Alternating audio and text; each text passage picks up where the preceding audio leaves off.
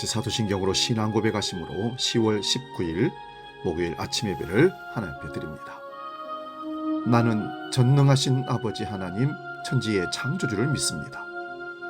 나는 그의 유일하신 아들 우리 주 예수 그리스도를 믿습니다.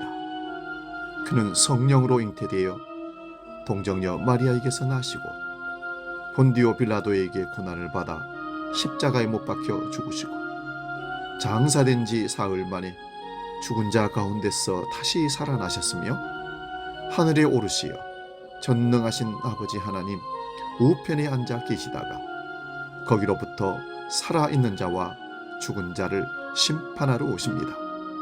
나는 성령을 믿으며 거룩한 공교회와 성도의 교제와 죄를 용서받는 것과 몸의 부활과 영생을 믿습니다. 아멘.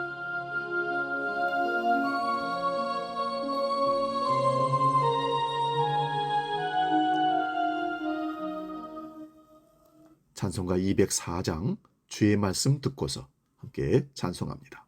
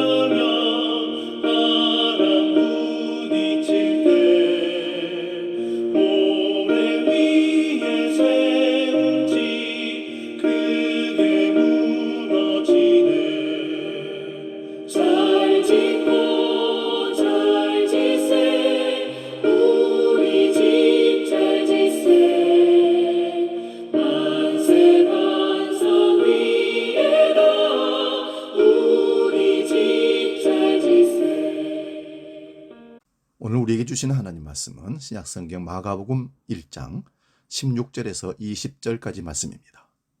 이 말씀 봉독할 때에 살아계신 주님의 음성을 들을 수 있기 바랍니다. 마가복음 1장 16절에서 20절 지금 봉독합니다. 갈릴리 해변으로 지나가시다가 시몬과 그 형제 안드레가 바다에 그물 던지는 것을 보시니 그들은 어부라. 예수께서 이르시되 나를 따라오라. 내가 너희로 사람을 낚는 어부가 되게 하리라 하시니 곧 그물을 버려두고 따르니라. 조금 더 가시다가 세베대의 아들 야고보와 그 형제 요한을 보시니 그들도 배에 있어 그물을 깁는데 곧 부르시니 그 아버지 세베대를 품꾼들과 함께 배에 버려두고 예수를 따라가니라. 아멘. 오늘 봉독한 말씀으로 말의 힘, 이런 제목으로 말씀 상고하면서 빛과 은혜를 나눕니다. 여러분, 말에는 발이 있는 듯 움직입니다. 그래서 발 없는 말이 천리 간다는 말도 있습니다. 발이 있다는 것은 움직이고 활동하는 능력이 있다는 말을 반증합니다. 말은 살아있고 힘이 있습니다. 그래서 그 말에 사람이 살기도 하고 죽기도 합니다. 그 말에는 힘과 능력이 있다는 것을 그것을 통해서 우리는 알 수가 있습니다. 예수님은 그물을 던지고 있던 시몬 형제들을 보시고 또 야고보 형제들을 보시고 이렇게 말을 하셨습니다. 나를 따라오너라. 예수님이 구체적인 사람을 보고 말씀하신 첫 장면이기도 합니다.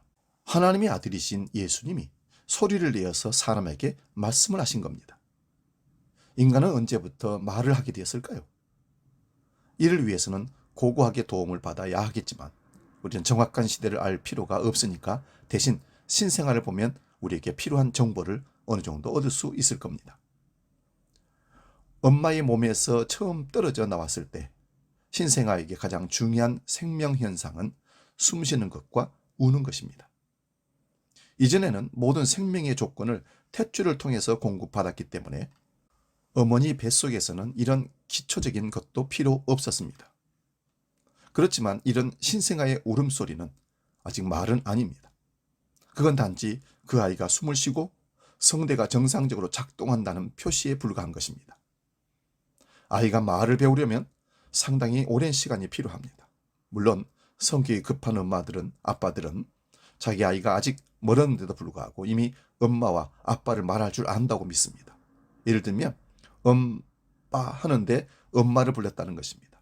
또한 아빠를 불렀다는 것입니다. 자기가 듣고 싶은 대로 해석하고 싶은 거죠. 내 아이가 빨리 말을 했다. 왜 말 배우기가 그렇게 힘들고 어려울까요? 말은 존재 경험이기 때문에 그렇습니다. 즉, 말은 자기 혼자서는 가능하지 않은 어떤 대상이 존재한다는 사실을 인식할 경우에만 나오게 되는 현상이 생명 현상이 말입니다. 그러니까 신생아들은 아직 그런 인식이 없기 때문에 말할 수 없었습니다. 물론 성대 작용도 따라주지 않았겠지요.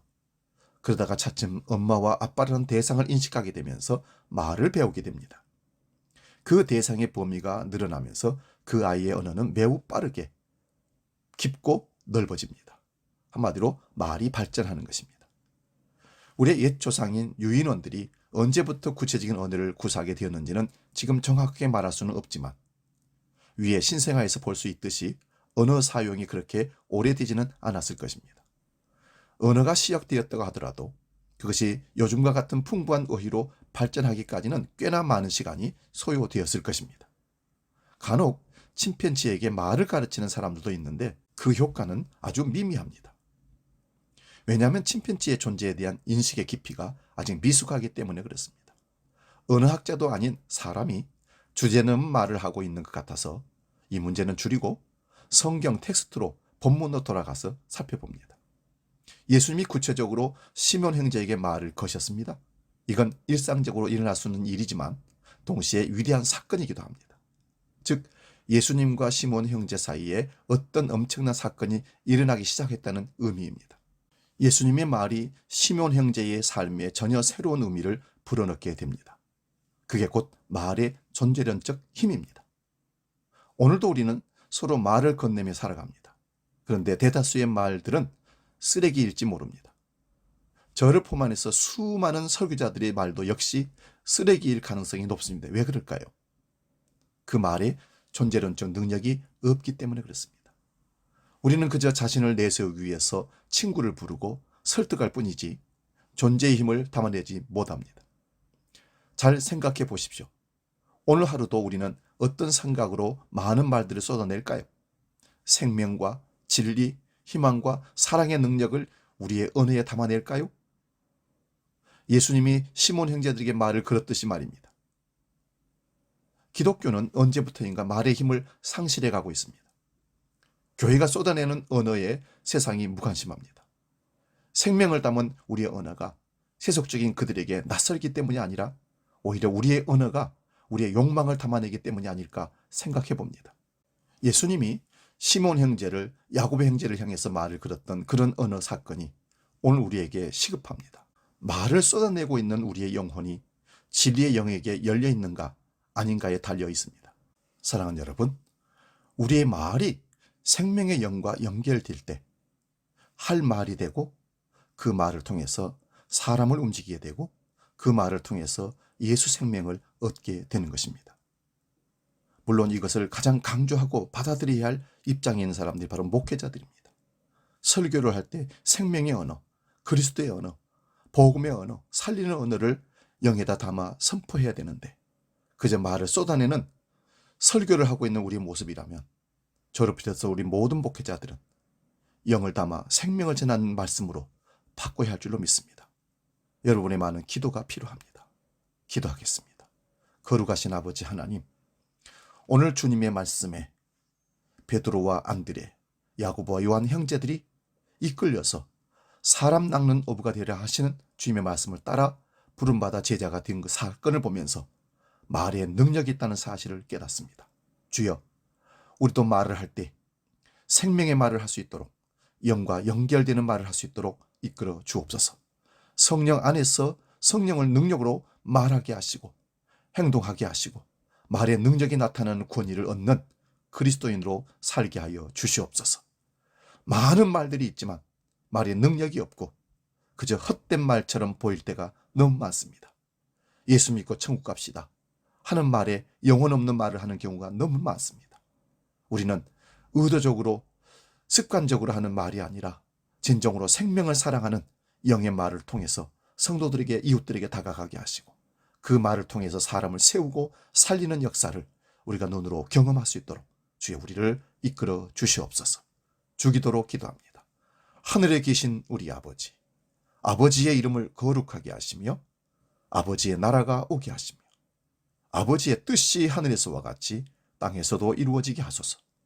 오늘 우리에게 일용할 양식을 주시고 우리가 우리에게 잘못한 사람을 용서하여 준 것 같이 우리 죄를 용서하여 주시고 우리를 시험에 빠지지 않게 하시고 악에서 구하소서. 나라와 권능과 영광이 영원히 아버지의 것입니다. 아멘.